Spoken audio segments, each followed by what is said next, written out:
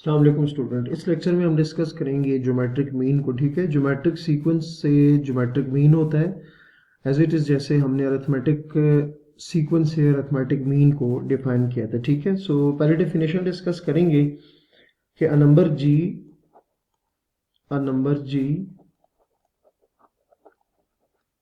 g is said to be geometric mean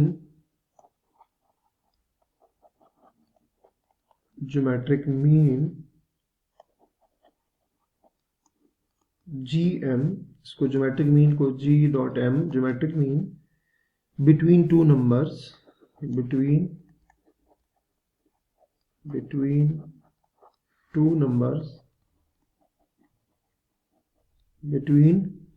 two numbers a and b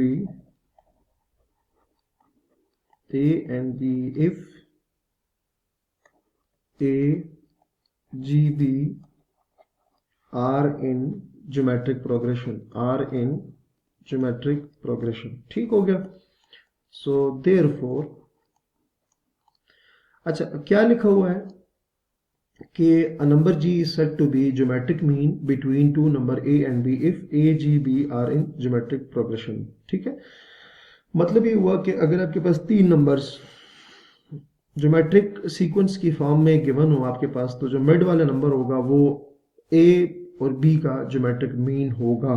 ठीक है, सो अगर आप इसको देखें ना कि a g b, क्योंकि हमने कहा कि ये ज्योमेट्रिक सीक्वेंस में होंगे, तो इसका मतलब ये है कि इन दोनों की कॉमन रेशो और इन दोनों की कॉमन रेशो आपस में क्या होगी, इक्वल होगी। ठीक है, सो देयरफॉर आप लिख सकते हैं कि g divided by a, capital G divided by a is equals to b divided by g। ठीक है, क्योंकि जो भी टर्म्स ज्योमेट्रिक सीक्वेंस बनाती हैं तो उनकी कॉमन रेशो आपस में इक्वल होती है, मतलब a और कैपिटल G की रेशो और b और कैपिटल G की रेशो आपस में क्या होगी, इक्वल होगी। ठीक है, यहां से अगर आप इसको ना क्रॉस मल्टीप्लाई करें इस तरह से, तो आपके पास आ जाएगा g square is equals to a B.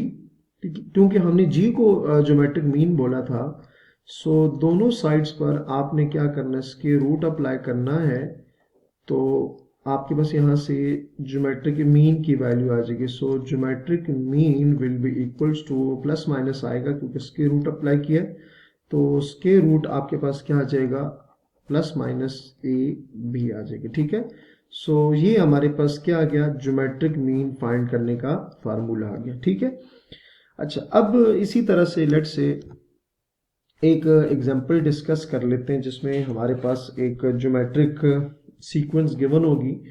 So example ये है कि लेट से आपके पास 3 6 12, ठीक है, ये एक ज्योमेट्रिक सीक्वेंस चल रही है। आपने क्या करना है, आपने 3 और 12 का ज्योमेट्रिक मीन फाइंड करना है। ठीक हो गया, सो आप इसको लिख सकते हैं कि ज्योमेट्रिक मीन किस किस का आपने फाइंड करना है, आपने 3 एंड 12 का, तो प्लस माइनस 3 इंटू 12। ठीक है, सो क्या आ जाएगा, ज्योमेट्रिक मीन प्लस माइनस 36। ठीक हो गया, सो ज्योमेट्रिक मीन आपके पास क्या आ जाएगा, प्लस माइनस 6 आ जाएगा। सो आप यहाँ पर लिख सकते हैं ज्योमेट्रिक, आपको नजर भी आ रहा है। ठीक है, हमने यही कहा था ना कि अगर तीन टर्म्स आपस में ज्योमेट्रिक सीक्वेंस बना रही हो तो जो मिड वाली टर्म होगी वो ज्योमेट्रिक मीन होगा। तो आपने फार्मूले के थ्रू भी देखा कि 3 और 12 का ज्योमेट्रिक मीन 6 आते हैं, और बाय डेफिनेशन भी आप देख सकते हैं कि अगर तीन वैल्यूज आपस में ज्योमेट्रिक सीक्वेंस बना रही हो तो मिड वाली जो टर्म होगी वो आपके पास क्या होगी, ज्योमेट्रिक मीन ऑफ 3 एंड 12 आ जाएगा। ठीक है, नेक्स्ट हम डिस्कस करेंगे कि n geometric means between two given numbers, n geometric means between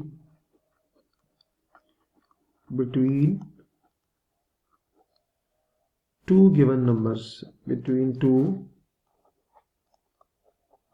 given numbers, ठीक है, n geometric means between two given numbers। ठीक हो गया, सो कि हम दो वैल्यूज के दरमियान n ज्योमेट्रिक मीन्स किस तरह से डिफाइन करते हैं, ठीक है। तो हम यहाँ लेट करते हैं कि late g1 g2 g3 up to so on gn are n geometric means between a and b, ठीक हो गया, सही है। सो क्या आएगा देन, क्योंकि ये सारे ज्योमेट्रिक मीन्स है between A and B, so इसको लिखा जा सकता है कि A g1 g2 g3 up to so on gn and b, ये सारे किस में होने चाहिए, फिर ज्योमेट्रिक प्रोग्रेशन में होने चाहिए, ठीक हो गया। अच्छा जी स्टूडेंट, अगर आप देखें ना तो ये आपके पास कितनी टर्म्स आ रही हैं, ये n टर्म्स आ रही हैं। तो अगर मैं उसमें ये वाली टर्म भी काउंट करूँ तो टोटल टर्म्स कितनी हो जाएंगी, n+1 टर्म्स हो जाएंगी। अगर उसमें मैं ये भी टर्म ऐड करूँ तो आपके पास क्या आ जाएगी, n+2, मतलब ये सारी जो टर्म्स आ गई हैं पूरी की पूरी, ये n+2 टर्म्स आ गई। क्लियर होगी बात। अच्छा, अगर आप यहां से देखें ना तो आपके पास a1 जो है वो a आएगा, फर्स्ट टर्म जो है, ठीक हो गया। और दूसरी बात क्या है कि जो आखिर वाली टर्म है, देखें ये n टर्म्स हो गई, ये सारी, ये क्या है, ये सारी n टर्म्स हो गई। अगर उसमें ये ऐड की जाए तो n+1 टर्म होगी, अगर उसमें ये भी ऐड कर दिया जाए तो n+2 टर्म्स हो जाएंगे, ठीक है। सो an+2 जो टर्म होगी ना वो आपके पास क्या आ जाएगी, b आ जाएगी, सही हो गया। अच्छा, तो चले हम यहाँ इसको दोबारा लिख देते हैं कि a1 आपके पास a है। अच्छा, तो a1 की वैल्यू हमने लिख ली और उसी तरह an+2 की वैल्यू भी लिख लेते हैं। सो an+2 किसकी इक्वल आएगा, b की इक्वल आएगा, ठीक है। तो अगर इसकी जगह मैं वैल्यू पुट करूं तो आप क्या लिखेंगे, इसकी जगह आ जाएगा आपके पास a1 r n+2 -1 is equals to b, ठीक है। उसकी रीजन क्या है कि आपके पास जो जनरल टर्म होती है ना वो इक्वल होती है a1 इंटू r n-1 होती है, ठीक है। अगर यहाँ n है तो n-1 आएगा ऊपर, ठीक है। अब यहाँ चूंकि आपके पास n+2 था तो क्या आएगा, a1 r n+2 -1 आ जाएगा, ठीक है। तो a1 जो है वो अभी हमने लिखा कि वो तो a की इक्वल है, r इसको सिंप्लीफाई करें n2 -1 is equals to b आ जाएगा।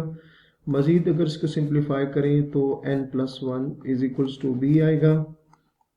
r n+1 उसको डिवाइड कर दें और अब चूंकि r की वैल्यू चाहिए तो दोनों साइड पर आपने ये चीज आ जाएगी, ठीक हो गया, दोनों साइड पर आ जाएगी, ठीक हो गया। तो आपको a1 भी पता चल गया, r भी पता चल गया, ठीक है। अब लेट्स से मैं कहूँ, सो यहाँ से आगे हम इंशाल्लाह नेक्स्ट वीडियो में डिस्कस करेंगे। तो अपना बहुत सारा ख्याल रखिएगा। अल्लाह हाफिज।